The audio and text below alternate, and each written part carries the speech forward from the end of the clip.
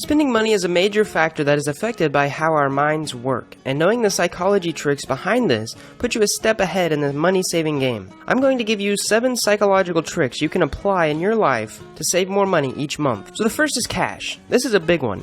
When you go out somewhere to eat, or buy groceries, or just buy things in general, try to use cold hard cash instead of a debit card or a check.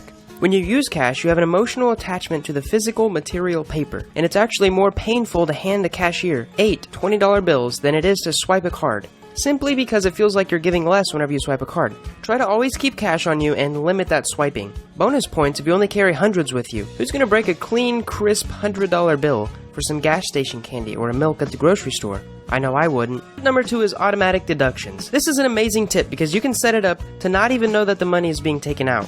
Wherever you work, most places have the option to take a percentage or a certain amount out of your paycheck and automatically add it to a separate account. Do this and send the money straight to a savings account you can't withdraw from.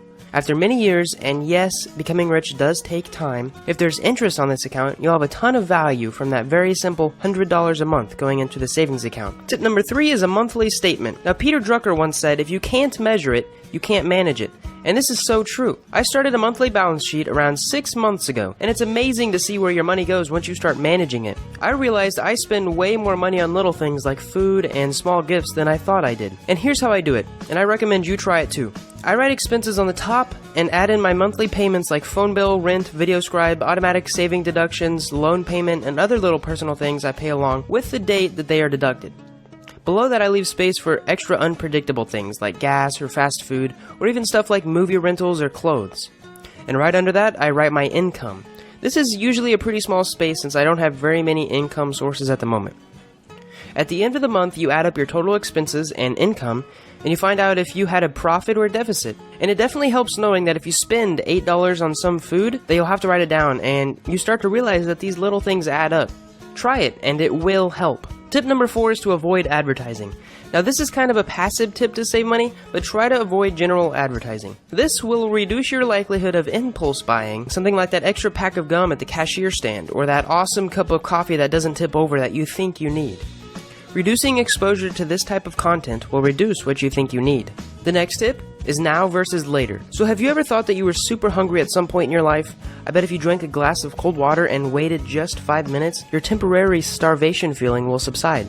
It's super easy to trick our brain that we need something now, and it takes practice to cultivate delayed gratification. You can use the same principle as food with your money. Instead of buying that super cool tech toy, wait a month and see if you still want it as bad as you did. Chances are something new will come out, or something better, or you'll find some other area of your life that will make a better investment. Try to delay the things you want to spend money on, and you'll notice the extra money in your bank account each month. So the second to last tip is to turn your prices into hours. And what I mean by this is to psychologically trick yourself into converting that $50 t-shirt into how many hours you would have to work for it. Would you have to go to work for 5 hours just for that shirt, and is it worth it? Probably not. Would you work half an hour for that burger? Yeah. What about working an entire week for a new TV or a game console? This goes into value investing and will help your brain understand the value of what you're buying and the opportunity cost of what you're giving up for what you're buying better. So the last tip is something that Donald Trump would do. It's basically a mentality shift. If you're saving money because you want to buy something, the best advice I can give you is to focus more on how you can increase your income. Simply focusing on how you can make more money will help dramatically more than focusing on reducing your expenses. Back to that balance statement.